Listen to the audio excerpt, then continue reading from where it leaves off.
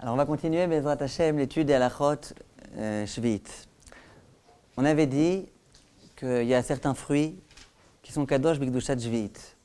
Par exemple, les légumes qu'on récolte pendant la 7e année, les fruits qui sont arrivés au tiers de leur maturité pendant la 7e année. On avait dit que les choses qu'on va acheter qui sont au Tsar Beddin, ils sont kadosh b'kedushat Shvit. On avait commencé la semaine dernière à expliquer un petit peu ce qu'on doit faire avec ce qui est kadosh b'kedushat Shvit. Et la semaine dernière, de quoi on avait parlé? Oui, mais de quoi on avait parlé dans Kedushat Shvit? Oui, qu'on n'a pas le droit d'abîmer les fruits qui sont kadosh b'kedushat Shvit. On avait expliqué exactement ça voulait dire quoi abîmer. Maintenant, il y a d'autres halachot qui vont nous concerner, qui ne sont pas toutes connues et qu'il faut bien connaître. Il y a une halacha, c'est qu'il y a des fruits qu'on a l'habitude de manger crus. Il y a des fruits ou des légumes qu'on a l'habitude de manger cuits. Il y a écrit dans la halacha que les légumes qu'on ne mange toujours que crus, qui sont kadosh b'kedushat Shvit, bien sûr, on n'a pas le droit de les cuire on n'a pas le droit de les cuire. Pareil, les trucs qu'on ne mange toujours que cuits, on n'a pas le droit de les manger crus. C'est-à-dire, si une personne, par exemple, veut manger une pomme de terre crue, c'est assaut. Je répète, quand je vais parler maintenant de fruits, je parle que des fruits qui sont kadosh b'kedushat Shvit, d'accord, comprenez bien. Donc, des fruits qui sont kadosh b'kedushat Shvit. Une pomme de terre, par exemple, qu'on mange toujours cuit, si une personne décide de la manger crue, c'est assaut. Pareil dans le sens inverse. Si quelqu'un décide de cuire un avocat, par exemple, les avocats, ça ne se cuit pas. Les avocats, ça se mange cru. Si une personne décide de le cuire, bien qu'ensuite elle va le manger, c'est assaut. Maintenant, les fruits et les légumes qu'on a l'habitude de manger aussi bien crus que cuits, par exemple les pommes. Les pommes, ça se mange cru, ça se mange aussi cuit. Alors peut-être qu'il y a plus de gens qui les mangent crus que cuits, mais ça déjà peu importe. Puisque la coutume, c'est de les manger aussi bien crus que cuits, il n'y a aucun problème de les manger aussi bien crus que cuits. Quelle est la raison? Quelle est la raison pour laquelle on considère que ce qu'on a l'habitude de manger toujours cru, il faut le manger que cru, et que ce qu'on mange toujours cuit, il faut que ce soit cuit? La raison, c'est que d'une certaine façon, les poskim m'expliquent, c'est comme si on abîmait un petit peu ces fruits. On avait dit la semaine dernière, ça c'est la base. La base, il faut que vous l'ayez. La base, c'est que les fruits de la Shvit, on doit les manger, on ne doit pas les perdre, on ne doit pas les abîmer, on ne doit pas les gâcher. Si jamais je prends une pomme de terre. Non, par exemple, une pomme de terre. J'aurais pu avoir une très bonne pomme de terre, il aurait suffi de la cuire et je l'aurais mangée et ça aurait été bon. Si jamais je la mange crue, je ne profite pas autant que je pourrais profiter. D'une certaine façon, c'est comme si j'abîmais la pomme de terre. Je l'abîme de ce qu'elle aurait pu être. Pareil pour l'avocat. Un avocat, c'est bon quand c'est cru. Vous dites fruits, c'est fruits et légumes. Hein? Vous dites des fruits, c'est fruits et légumes. C'est aussi bien pour les Ouais. Fruits et légumes sont kadosh b'kedushat Shvit. D'accord? Donc un avocat, par exemple, c'est bon quand c'est cru. D'ailleurs, il paraît que c'est les seuls avocats qui réussissent dans leur travail, ceux qui sont vraiment crus. D'accord? En tous les cas, un avocat, ça se mange cru. S'il y en a un qui le cuit, qu'est-ce qui se passe? Il l'a abîmé. Et puisqu'il l'a abîmé, c'est assaut. D'accord? Donc ça, c'est clair. Maintenant, par rapport à quoi on voit? S'il y a, par exemple, une communauté, un pays dans lequel il y a un fruit qu'on mange cru, alors que dans le reste du monde, on ne le mange pas cru, c'est pas grave. S'il y a quand même un grand groupe qui mange ça cru, ou un grand groupe qui mange une espèce de fruit cuit, on peut se fier à ce groupe-là. Mais si c'est qu'une minorité, c'est qu'un farfelu comme ça qui mange ses pommes de terre crues, ce farfelu n'a pas le droit de le faire parce que c'est Efsed Perot Shvit. Ça, c'était une première halakha importante. Même si on ne fait pas partie de ce groupe. Ah ouais, si on fait partie de ce groupe, c'est un peu un problème. C'est un peu un problème, mais Caron, on a le droit. Maintenant, si jamais il n'y a pas de groupe, il n'y a que vraiment une vraie minorité, là c'est un problème. Maintenant, qu'est-ce que je voulais vous dire d'autre? Donc ça, c'était le fait de cuire ou de manger cru les choses. Maintenant, qu'est-ce qui se passe si j'ai déjà cuit? J'ai pris mon avocat qui était kadosh b'kedushat Shvit et je l'ai cuit. Alors qu'est-ce qui se passe? Il n'est pas devenu interdit à la consommation. Ça veut dire qu'il vaut mieux quand même le manger comme ça que le jeter. Vous êtes d'accord avec moi? On n'a pas le droit de les gâcher, les fruits. On n'a pas le droit de les abîmer. Si je le jette, je vais l'abîmer encore plus. Donc bien sûr que j'ai le droit maintenant, a posteriori, de le manger. Et d'ailleurs, il est encore kadosh b'kedushat Shvit. Le fait que cet avocat qui était kadosh b'kedushat Shvit, que je l'ai cuit, ça ne va pas lui retirer son statut de kadosh b'kedushat Shvit. Donc je n'ai pas le droit de le jeter à la poubelle. Il va falloir que je le consomme. D'accord? Est-ce qu'on a le droit de mettre un peu de vin, par exemple, dans un gâteau? Quand je le mets dans un gâteau, ça fait qu'il va cuire. Dans le vin, en général, ça se prend comme ça. On n'a pas l'habitude de cuire le vin, à moins qu'on veuille faire du vin mévouchal. Voilà, ou dans la viande. Alors c'est ça, disent les poskim, puisque c'est l'habitude. Les gens, ils mettent toujours du vin dans leur gâteau, ils mettent toujours du vin dans leur viande, dans leur bœuf bourguignon, dans leur truc. Donc il n'y a pas de problème, on a le droit de le faire. D'accord, ça c'était un point très important. Oui, autre chose. Est-ce qu'on a le droit, imaginez que j'ai de l'huile, qui est kadosh bikdushat jviit, et j'aimerais dans cette huile faire frire un poisson, faire frire des chips, des frites. Est-ce que j'ai le droit ou pas? Alors voilà, on a le droit. Alors ça dépend. La semaine dernière, on disait, si jamais la seule raison pour laquelle je mets de l'huile, c'est pour que ça ne colle pas, ça c'est assourd. Mais si je suis intéressé à ce que le goût de l'huile rentre dans les pommes de terre, par exemple, là on a le droit. D'accord? C'est permis. Hein? Si je suis intéressé à ce que le goût de l'huile il rentre dans les pommes de terre, c'est permis. Maintenant, bien qu'au moment où je vais cuire, il y a un petit peu d'huile qui va s'évaporer, c'est pas grave. Non, mais pourquoi si je le fais juste pour pas que ça colle? Parce que le but c'est... Parce que le but c'est pas de la cuisine, voilà, c'est pas la cuisine elle-même, c'est pas de le manger, voilà, c'est pas d'être mangé. C'est à la rigueur, prenez une poêle Tefal et ne vous servez pas de cette huile, vous comprenez? Vous avez compris? Donc ça c'était une première halakha importante qui n'est pas suffisamment connue. Maintenant, une autre halakha importante. Est-ce qu'on a le droit de presser des fruits? J'ai un fruit qui est kadosh bikdushat jviit. J'ai une orange par exemple qui est kadosh bikdushat jviit, ou du raisin. Et j'aimerais bien le presser pour avoir du vin, pour avoir une olive, pour en faire de l'huile. Est-ce qu'on a le droit de le faire ou pas? Alors, la Mishnah et les poskim, ils donnent tout d'abord deux cas dans lesquels on a le droit et dans lesquels il n'y a aucun problème. Ces deux cas, c'est quoi? Ces deux cas, c'est deviner. Vous avez une idée? Madame Shemla, vous avez une idée, c'est quoi ces deux cas? C'est quoi les deux fruits? À chaque fois qu'on parle dans les halachot, que ce soit Ichot Shabbat, Ichot Jvit, quoi que ce soit, il y a toujours un. Les olives. Les olives et les raisins. Vous êtes d'accord avec moi? Ichot Sochet, c'est les olives et les raisins. Zetim ve'anavim. Les olives et les raisins, on a le droit de les presser. Maintenant, et dans les poskim, on va après réfléchir à d'autres exemples, mais dans les poskim, il y a écrit, par contre, les autres espèces, on n'a pas le droit. Maintenant, pourquoi? Hein? Les grenades, voilà. Les grenades, a priori, pour l'instant, venez, ne retenez pas la conclusion avant qu'on avance, mais pour l'instant, dans la halakha, il y a écrit qu'on a le droit que les etim ve'anavim. Comment ça se fait? Alors, il y a à nouveau deux raisons qui ont été avancées par les poskim. La première raison, ça on l'avait dit qu'on avait étudié les chod sochet, les chod du pressage le jour de Shabbat. La première raison, c'est que la halakha, elle considère, que vous compreniez ou pas, en tous les cas comme ça, la halakha considère, que c'est que concernant ces deux espèces, que le jus qui est extrait, on considère que c'est un jus important. Par exemple, je prends du raisin et je le presse, le jus, le vin qui sort, il est important. La preuve, c'est qu'on devrait faire dessus boré peri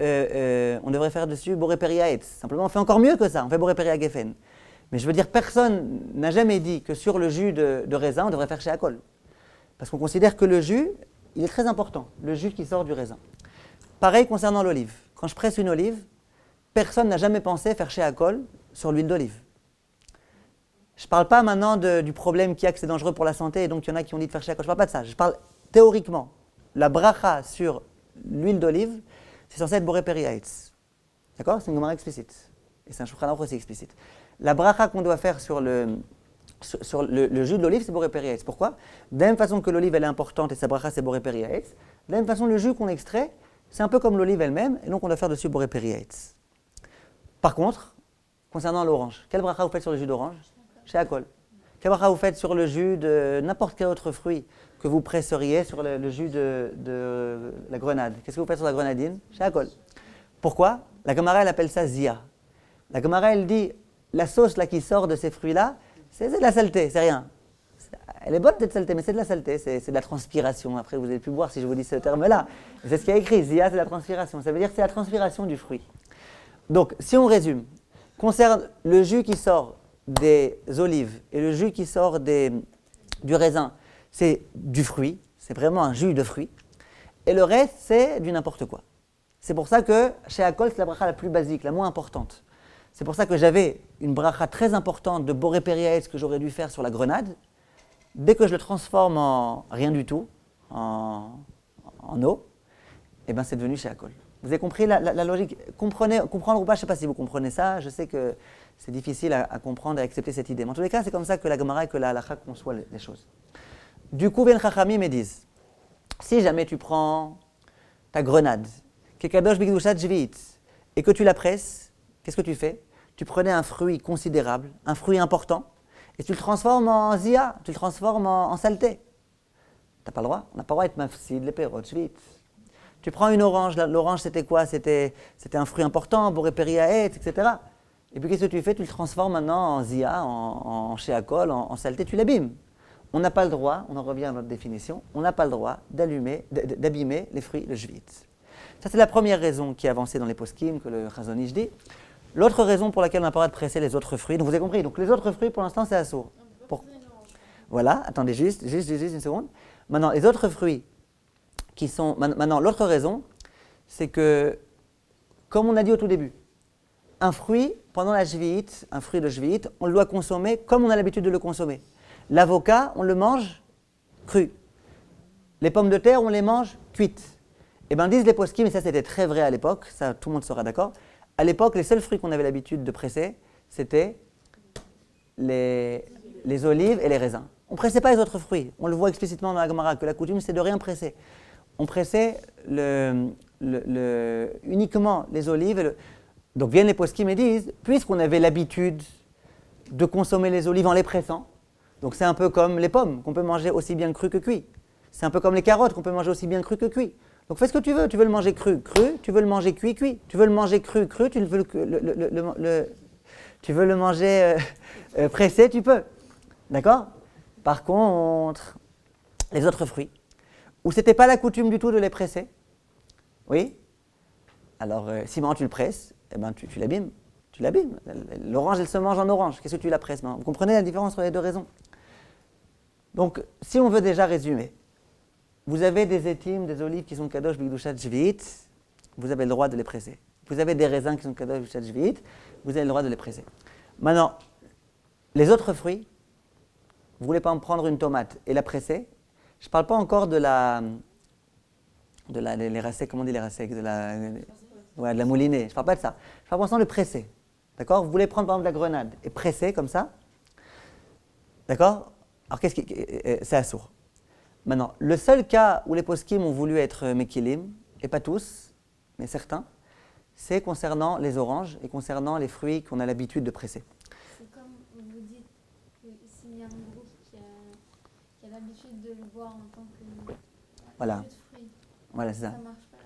Ah, c'est ça. D'après la raison, regardez. Moi, je vous pose une question. Est-ce que j'ai le droit de presser une orange? Alors, vous avez raison, vous allez me dire. D'après les poskim qui disent que la raison pour laquelle on n'a pas le droit de presser, c'est parce que ce qui est extrait, c'est considéré comme étant de la saleté. Alors, qu'on ait l'habitude de boire cette saleté ou pas, c'est quand même une saleté. On a abîmé le fruit. Par contre, d'après les poskim qui disent que la raison pour laquelle on n'a pas le droit, c'est parce que personne ne boit ça comme ça. Aujourd'hui, bien sûr qu'on boit ça comme ça. Donc, ça serait une raison d'autoriser. Mais cette raison en elle-même, elle n'est pas suffisante. Le Chazon Ish, il a 4 raisons qu'il avance. Je ne vais pas trop rentrer dans les détails parce que ça va vous saouler. Il a 4 raisons dans lesquelles qu'il avance pour expliquer pourquoi, malgré tout, on peut être mekel et presser les oranges. D'accord? Il a 4 raisons. Il greffe la halachot brachot dans cette histoire-là. Et il veut dire que c'est pas que dans les... Vous savez que le Chazon Ish, il avait une chita très, très étonnante. D'après le Chazon Ish, sur le jus d'orange, le vrai, il faudrait faire boré periaetz. Tous les poskim n'étaient pas d'accord avec lui. Mais c'est l'opinion du Chazon Ish. Donc, vous comprenez, d'après le Chazon Ish, ça ne s'appelle pas abîmer l'orange que de la presser. Le Chazon Ish, il a aussi une autre astuce.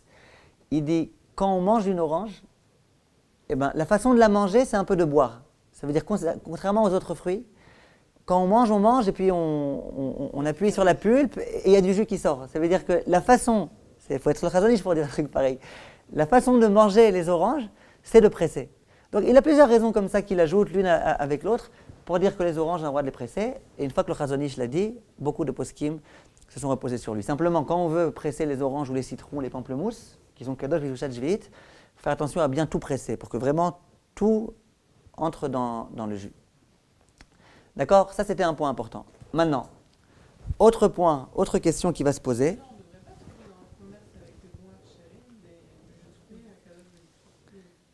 Vous pouvez pas trop... D'orange ou d'autres fruits? D'orange, vous pouvez, parce que le Chazon Ish a autorisé.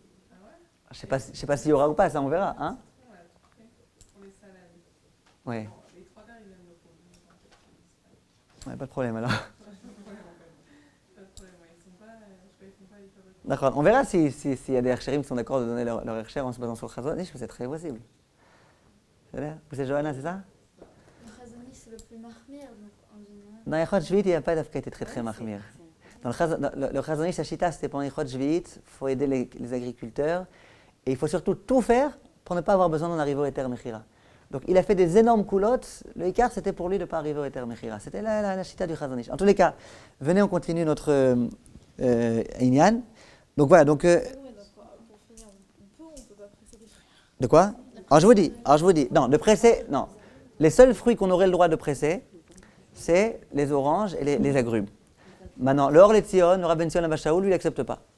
Il refuse de presser des oranges. D'après le Rav Ben Zion Abba-Shaul, c'est assaut. Le Rav Ovadia, lui, l'autorise. Le Chazon Ish, il a autorisé. Maintenant, le Or Letzion, il dit, mais malgré tout, il est quand même gentil. Il nous dit de couper le pamplemousse en deux et de le manger comme ça à la coque. Bien que inéluctablement, il va y avoir un petit peu de sauce qui va s'extraire, de jus, et qu'après on va le boire, ça c'est pas grave. Parce que c'est vraiment la façon de manger. Mais de faire un jus vraiment, l'Or Letzion, lui, il interdit.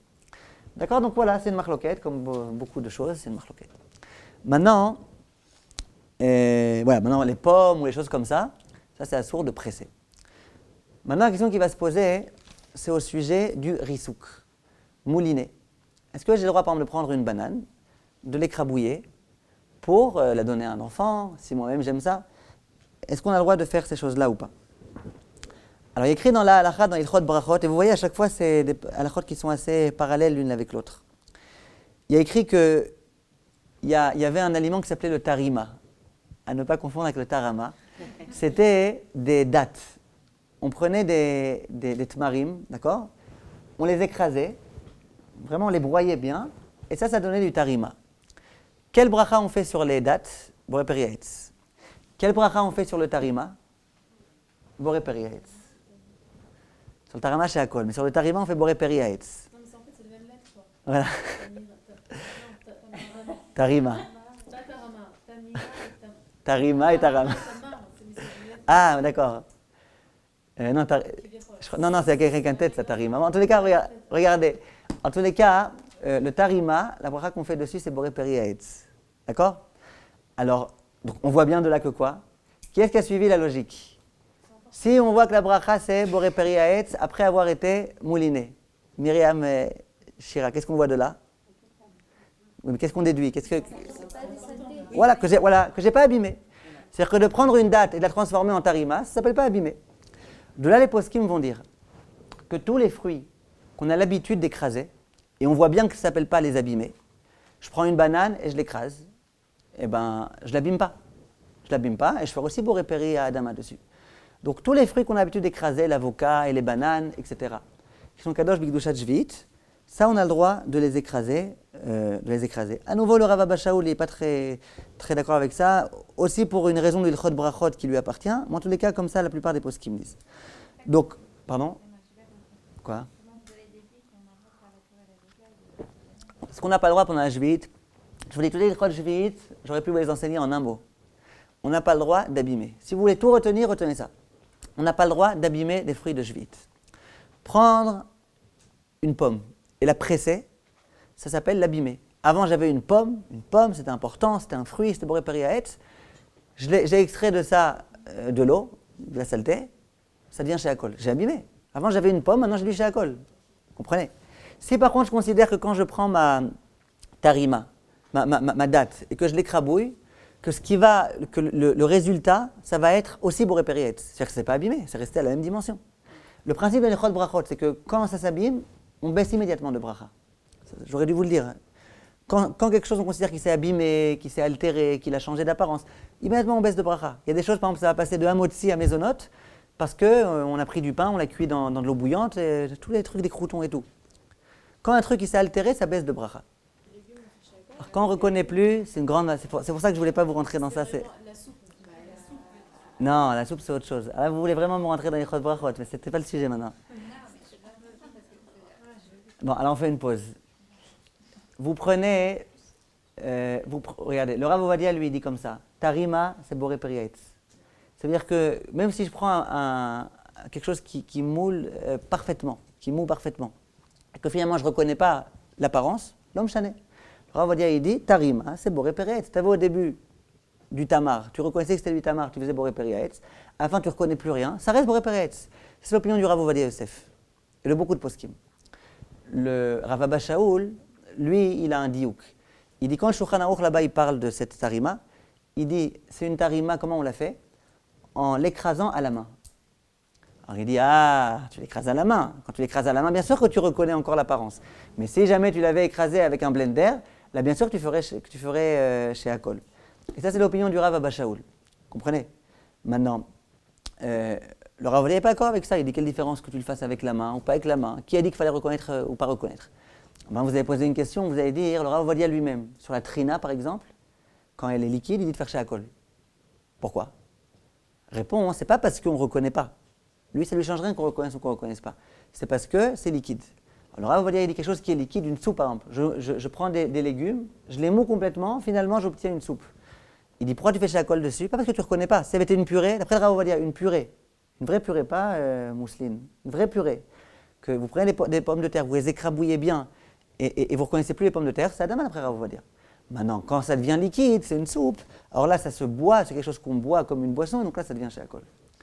Donc maintenant, on reprend. Si on considère que la tarima, là, même si on ne reconnaît plus du tout les tmarim, eh ben ça reste boré periaetz, donc on comprend que ça ne s'appelle pas l'avoir abîmé. Bon, c'est pour ça que je vous ai dit, je ne voulais pas rentrer dans ça, mais maintenant que vous m'avez obligé, je rentre dans ça. Le Rav Abba Shaul qui dit que quand on prend des dattes et qu'on les mouline complètement et qu'on obtient finalement une tarima dans laquelle on ne reconnaît plus du tout le tamar, ça devient quel bracha, on a dit? Chez Akol. Donc tu vois que ça s'appelle l'abîmé. Ah, tu vois que ça s'appelle l'abîmé, ne fais pas ça pendant la Shvit. Vous avez compris maintenant le raisonnement? Mais si c'est à la main. Si c'est à la main, vous avez le droit. Si ça n'abîme pas, on a le droit. On ne peut pas faire, par exemple, une purée avec des pommes de terre. Après, on n'a pas le droit. Si, d'après Rav Ovadia, si. D'après Rav Ovadia, ça reste à la main. Ça n'abîme pas. Donc regardez, toutes les choses qu'on a l'habitude de moudre pendant qu'on a l'habitude, c'est permis. D'accord? Vous avez compris? Il y a une distinction entre une machine et la main. D'après Rav Ovadia et d'après beaucoup de poskim, il n'y a aucune distinction. Le seul qui fait cette distinction, c'est Rav Ension Abba Shaul. Enfin, le seul. La plupart des poskim, ils ne font pas cette distinction. Donc si maintenant vous voulez, par exemple, mettre dans votre blender, vous voulez mettre des tomates, vous voulez mettre des pommes de terre, vous voulez mettre des carottes, vous voulez mettre du sélec, des betteraves, etc. Des choses qu'on a l'habitude de moudre en général. Est-ce qu'on aura le droit ou pas? On aura le droit. Donc on va faire une soupe. Alors vous allez me dire maintenant, si jamais je prends des carottes et que je les mets dans un blender et que je mou, ben finalement j'aurais aussi été sochet, le jus. Réponse d'accord, tu auras aussi été sochet, mais tu n'as pas été que sochet. Tu n'as pas pris maintenant une centrifugeuse pour obtenir finalement que du jus. Tu as pris ta carotte et tu l'as moulue. Et quel bracha tu feras sur cette carotte moulue?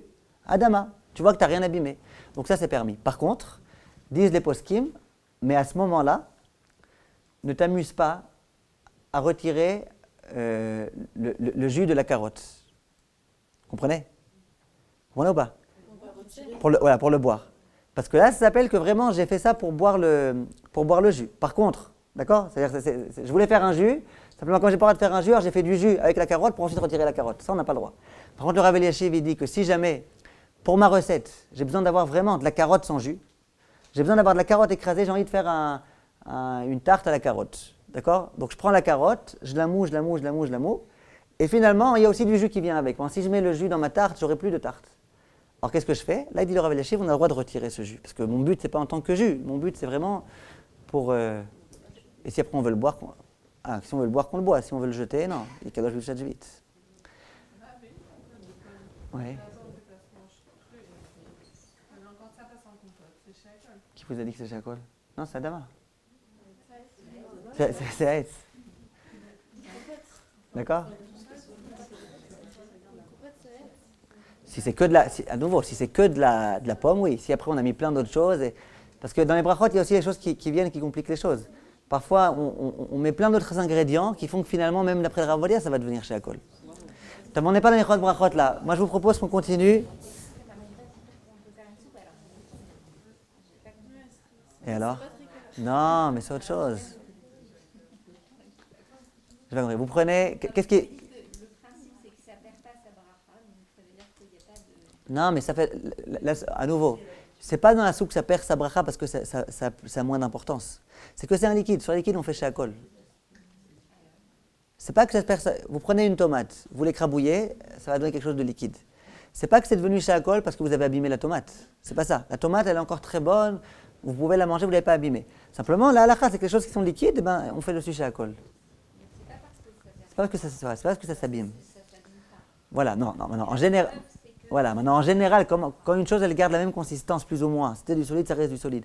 Comment on fait? C'est quoi le facteur, comment on dit, la chose qui va déterminer, qui va nous permettre, l'indice qui va nous permettre de savoir si ça s'est abîmé ou pas? C'est la bracha. Mais c'est là, donc regardez, je vous ai un peu angoissé là. Les péroles, voilà, vous avez acheté des bananes de Otsar Beddin. Vos bananes, elles sont kadosh b'idushat jvit. Alors venez, on réfléchit avec nos bananes, d'accord? Pour l'instant, on n'a pas beaucoup de fruits qui sont b'idushat jvit. Vous avez vos bananes qui sont kadosh b'idushat jvit. Est-ce que vous pouvez faire avec ça des bananes flambées? Vous savez comment on fait? On coupe la banane, on la fait frire avec un peu d'huile, et après on met un peu de rhum, et puis voilà. Alors, Shalva, qu'est-ce que vous dites? Shalva, qu'est-ce que vous dites? Vous allez écouter le cours 2 fois, hein, si vous venez ici le lundi soir. Qu'est-ce que vous dites? Encore une fois, vous prenez une banane, vous faites comme les Chinois ils font, vous la coupez, vous la faites frire à l'huile, après vous mettez dessus un peu d'alcool et vous l'allumez avec une allumette. Est-ce qu'on a le droit ou pas? Attendez, alors, quelle serait la problématique? Alors la couper, pas de problème. La cuire, il y a un problème de la cuire ou pas? Pardon? C'est l'habitude, voilà, c'est l'habitude, beaucoup de gens le font, donc c'est permis. Il a fait. Quels peuvent être les autres problèmes pour l'instant qu'on a vus? D'accord, pour l'instant c'est bon, il a fait. Maintenant, est-ce que j'ai le droit de prendre cette... comment vous appelez? Déborah. Est-ce qu'on a le droit de prendre cette banane et de l'écrabouiller? Pourquoi?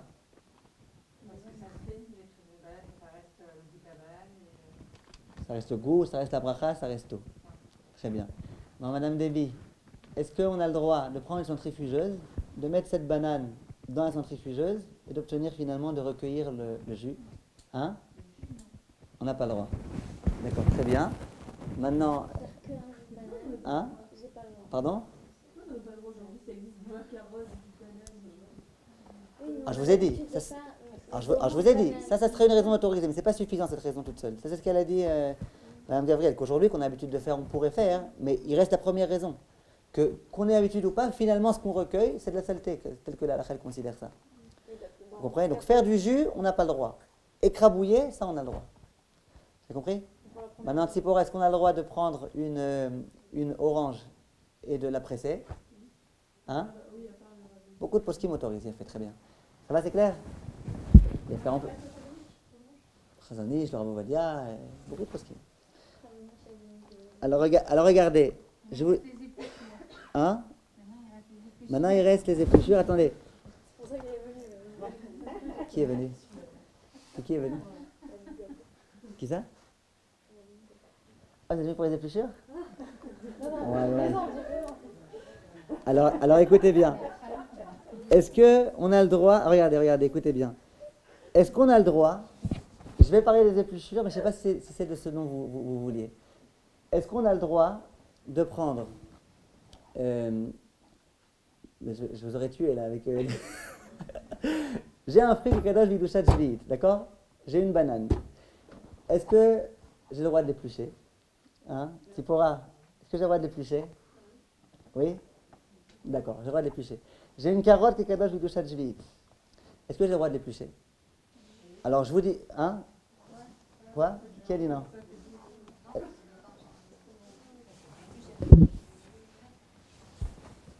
Il a fait. Attendez, donc vous dites non parce que, d'accord? Comment vous appelez?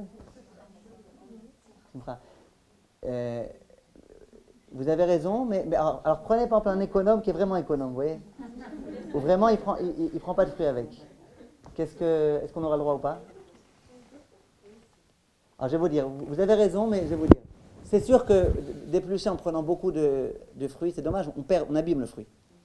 Et n'oubliez pas, la définition de Shvit, on n'a pas le droit d'abîmer les fruits de Shvit. Maintenant, quelle est la problématique a priori? Quelle est la problématique? Imaginez par exemple, j'ai envie d'éplucher ma pomme.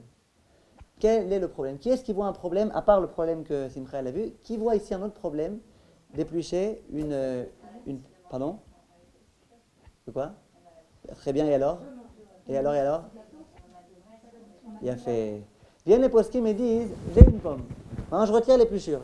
Qu'est-ce qui risque de se produire quand je retire l'épluchure? Eh bien, cette épluchure qui était apte à la consommation, je la transforme d'un coup en poubelle, en obsolète. Mais je vous rassure, pour une fois, je peux vous rassurer, c'est permis. Ça veut dire, tous les fruits dont l'habitude c'est, en dehors de la chevite, dont l'habitude c'est de les éplucher, on a le droit de les éplucher. Donc, elle avait raison, Tzipora, les bananes, j'ai le droit de les éplucher. Pourquoi? C'est l'habitude. Mais même la pomme. Il y a beaucoup de gens qui épluchent leurs pommes. Donc, puisque c'est l'habitude, eh ben, c'est ma façon de manger. Donc, c'est sûr que quand je vais faire ça, finalement, je vais transformer quelque chose qui était apte à la consommation obsolète. Et c'est sûr que ces épluchures, il va falloir faire très attention avec. On en reparlera, je crois, la prochaine fois. Mais aujourd'hui, pour que vous soyez toutes contentes. Mais en tous les cas, ce qui est sûr, c'est autre chose. C'est quoi? C'est que par contre, les fruits dont on n'a pas l'habitude de les éplucher, les raisins, c'est pour celles qui n'ont pas l'habitude, bon, ouais, la plupart des gens, ils n'ont pas l'habitude de... Attendez, une seconde. Ouais, c'est très bonne question, une seconde. Donc, les fruits dont on n'a pas l'habitude de les éplucher, d'accord? Il y a des fruits, personne n'épluche. Un fruit ou un légume que personne n'épluche, ça sera interdit de l'éplucher parce que, puisque personne ne le fait, ce n'est pas la façon de manger. Puisque ce n'est pas la façon de manger, je n'ai pas le droit maintenant, moi, d'abîmer cette partie. Alors, comment on fait dans un tel cas? Vous avez un exemple de fruits ou de légumes que personne n'épluche? Abricot, voilà, abricot, très bien. L'abricot ou la date, personne ne s'amuse à retirer la clipa. D'accord? Ouais, ou par exemple les poivrons quand c'est cru, personne ne retire la clipa. Si? Alors d'accord, alors l'abricot, voilà, l'abricot. Alors maintenant, moi j'ai envie d'enlever l'épluchure de l'abricot pour une raison ou pour une autre. Éplucher l'abricot, j'ai pas le droit. Vous êtes d'accord? C'est pas l'habitude de le faire. Donc j'ai pas le droit de condamner une partie de fruit à devenir une psolète, une saleté, je l'abîme, comme elle a dit Rivka. Alors qu'est-ce que je peux faire? Alors Rav Eliashiv, il a un conseil. Quand on réfléchit bien, il a l'air un peu compliqué à comprendre ce conseil, mais en tout cas, je vous dis ce qu'il dit. Le Rav Eliashiv dit dans un tel cas, coupe une grande partie. C'est le contraire de ce que vous avez dit, Simcha. Ça veut dire, c'est pas tu retires que la clipa, tu retires la clipa et encore une grande partie de fruits. Qu'est-ce qu'on gagne, à votre avis? Il dit, c'est comme couper un fruit en deux. Est-ce que j'ai le droit de couper un fruit en deux? J'ai le droit. Là, d'une certaine façon, quand je retire une grande partie de fruits, plus la petite clipa, d'une certaine façon, la clipa, elle est battelle, elle est secondaire à cette partie du fruit. Donc c'est comme si j'avais coupé un fruit en deux. Alors voilà, c'est ça que je ne comprends pas dans ce sac du Rav Eliashiv. C'est que, mais finalement, qu'est-ce que je gagne? Si je vais jusqu'au fond de l'idée. Voilà, finalement, je ne comprends pas très bien son idée. En tout cas, comme ça, dans le Sefer du Rav Efrati, comme ça, il ramène en du Rav Eliashiv. En tous les cas, je ne crois pas que ça vous concerne tellement, je ne pense pas que vous ferez ça. Juste si vous voulez, oui. Alors voilà, alors, très bien. Alors à nouveau, regardez. Imaginez pour les enfants, par exemple. Imaginez pour les enfants, il y a des fruits que, en général, les gens ils mangent la peau, mais pour les enfants, il faut absolument retirer la peau. Alors disent les poskim, le Rav Eliashiv et d'autres poskim, ils disent que les enfants, c'est un monde, c'est une équipe à part. Et donc pour les enfants, on a le droit. On a dit le Rav Eliashiv, c'est pas parce que les enfants ils ont le droit que tout le monde aura le droit. Mais pour les enfants eux-mêmes, on a le droit d'éplucher, puisqu'on considère que pour eux, c'est l'habitude. Donc, juste pour en finir avec les clipotes, très rapidement, on a commencé en retard, on peut se permettre 2 petites minutes de retard si vous voulez. Vous voulez encore 2 minutes? Non, le Rav Eliashiv dit si les adultes n'ont pas l'habitude, c'est que les enfants. Pour les enfants, on peut, mais pas pour les adultes. Les enfants en général? Non, il faut quand même qu'il y ait un miout important qui le fasse. Si vous êtes la seule à le faire, ce n'est pas suffisant pour que... D'accord? Maintenant, regardez, juste pour en finir avec les épluchures. On avait dit la semaine dernière, je vous rappelle en un mot, que pendant la 7e année, pendant la Jvit, tout ce qui est Kadosh Bidushat Jvit, ça veut dire j'ai une banane, j'ai pas du tout envie de la manger. J'ai pas le droit de la jeter à la poubelle parce que je l'abîme. Donc il faut faire en sorte que je ne l'abîme pas directement. Comment on fait? Si je la laisse pourrir d'elle-même, je ne l'ai pas abîmée, elle a pourri toute seule. Si jamais, alors on avait dit que Meikaradin, je répète bien Meikaradin, on aurait le droit de prendre cette banane, de la mettre dans un sachet en plastique, soigneusement fermé, et de jeter ce sachet en plastique même dans une poubelle. Maintenant, on a dit que ce n'est pas le mieux, ce n'est pas la coutume des gens. La coutume la meilleure, c'est d'avoir un parchmita, un petit conteneur, dans lequel je jette, entre guillemets, je dépose les fruits qui sont voués à être détériorés. Donc j'ai une banane, je n'ai pas envie de la manger. J'ai une peau, par exemple, qui est kadosh bidushat shvit, je la mets dedans. Je la laisse 1 ou 2 jours qu'elle commence à s'abîmer. Une fois qu'elle est complètement abîmée, qu'elle n'est plus du tout consommable, la bidushat shvit qui était sur ce fruit, elle a disparu. Je peux prendre ce fruit et le jeter à la poubelle en ayant la conscience tranquille. Maintenant, le problème, c'est que dans ce même sachet, disons que ça prend 10 jours jusqu'à ce que le fruit soit plus du tout consommable. Vous êtes d'accord que le 6e jour, il va déjà commencer à être un petit peu décomposé, il va déjà avoir un petit peu... Si maintenant je prends le fruit d'aujourd'hui que je le mets dedans, le fait qu'il y avait le fruit d'avant qui était abîmé, c'est comme une poubelle, c'est déjà une poubelle en quelque sorte, vous voyez. Donc quand je vais mettre maintenant un fruit, il va s'abîmer. Donc le conseil qu'on donne, c'est d'avoir 2 parts. Un part dans lequel on jette les fruits d'aujourd'hui et de demain, ça veut dire tant qu'ils sont encore dans une première étape de détérioration. Et ensuite, une fois qu'ils sont déjà un peu abîmés, on les met dans une autre jusqu'à ce qu'ils pourrissent complètement. Il y en a qui n'aiment pas tellement ce conseil-là, c'est trop prise de tête. Ils préfèrent avoir une seule poubelle. À chaque fois qu'ils veulent jeter quelque chose qui est du jadjvit, ils le mettent dans un petit sachet. Je mets dans un petit sachet, je le ferme, je le mets dans cette même poubelle. Et quand je vois que le contenu de ces sachets, il est complètement pourri, chaque sachet, selon la date à laquelle je l'ai mis, il le jette à la poubelle. C'est aussi tout à fait permis, il n'y a aucun problème à faire ça. Maintenant, on a parlé jusqu'à présent des fruits. D'accord? Un fruit qui est kadosh bidushat shvit, on n'a pas le droit de le jeter. Qu'est-ce qui se passe avec les épluchures? Alors, les épluchures. Les épluchures, le principe est le suivant. Toutes les épluchures qui sont aptes à la consommation pour les hommes ou pour les animaux, c'est kadosh bidushat shvit. Par exemple, une épluchure de pomme. C'est apte à la consommation. On peut le consommer. Donc ça, c'est kadosh bidushat shvit. Donc j'ai épluché ma pomme, que je prenne l'épluchure et que je la mette dans cette part shmita, là, dans cette petite poubelle de shmita. Maintenant, les choses ne sont pas aptes à la consommation. Une peau d'avocat, c'est pas apte à la consommation ni par un homme ni par un animal. Donc ça, on peut jeter à la poubelle. À la poubelle directement. Il n'y a pas de bidushat shvit dessus. Maintenant, la question qui se pose, c'est qu'est-ce qui se passe s'il y a une peau qui n'est pas apte à la consommation par les hommes, qui est apte à la consommation que pour les animaux, mais moi, je n'ai pas l'habitude d'amener ça aux animaux. La question qui s'est posée, c'est par exemple les épluchures d'orange. Les épluchures d'orange, si on réfléchit bien, on peut en faire du zeste, si on n'a pas de fleurs d'oranger. Ah, vous faites des orangettes avec ça? On peut faire des orangettes alors, visiblement. Et on peut aussi donner ça aux animaux. On peut prendre les épluchures d'orange et donner aux animaux. Maintenant, le fait est qu'on ne le fait pas. Le fait est que quand la plupart des gens qui mangent des oranges, ils jettent ça à la poubelle directement. Alors, comment je considère cette chose-là? Et pareil dans plein de choses. D'accord? C'est pareil dans, on verra à propos des garinim, on verra pareil dans pas mal de choses. Quand il y a quelque chose qui pourrait être apte à la consommation, mais t'achès, personne ne le mange. Alors, le Chazon Ish, il dit que dans un tel cas, il n'y a pas de gdushat shvit. D'accord? Il n'y a pas de gdushat shvit sur ça. C'est-à-dire que si vous me prouvez demain qu'il y a des animaux qui aiment les épluchures d'avocat, eh ben je vous dirai malgré tout, il n'y a pas de gdushat shvit. Parce que personne ne va au zoo pour aller donner les épluchures d'avocat au kangourou. Personne. Donc il n'y a pas de problème. Le Rav Wosner lui dit non. Le Rav Wosner, le Gdolador, en tout cas l'un des Gdolador, il dit non. Il dit étant donné que Tachlès, c'est apte à la consommation par un animal, ça ne me change rien du tout que j'aille lui amener ou que je n'aille pas lui amener. C'est Raoul Achila, c'est Kadosh bidushat shvit. Donc dans toutes ces halakhot-là, on va beaucoup devoir jongler à chaque fois avec le Rav Wosner et le Chazon Ish. Les Maaseh, beaucoup de disciples n'ont pas été dans le sens du Rav Wosner. Pour reprendre notre exemple des épluchures d'orange. J'ai acheté des oranges qui sont Kadosh bidushat shvit. Je les ai mangées. Il me reste maintenant les épluchures. Qu'est-ce qui se passe? Est-ce que je suis obligé de les jeter dans cette poubelle particulière de bidushat shvit ou est-ce que je peux les mettre vraiment à la vraie poubelle? Alors, le Chazon Ish, lui, il écrit que c'est moutard de jeter à la poubelle, mais lui-même, chez lui à la maison, il y a des douillottes selon lesquelles il les mettait dans un parchevit. Il n'avait pas le courage pour lui-même, en tous les cas, la conscience d'être mékel. Maintenant, le Rav Yitzhak Yosef, lui, il écrit qu'il n'y a aucun problème, qu'on peut jeter, mais que celui qui veut être mahmir, tavo alav bracha. Pourquoi? Pour toutes ces raisons-là. On pourrait s'en servir, c'est vrai qu'on ne s'en servira pas, mais on pourrait très bien s'en servir.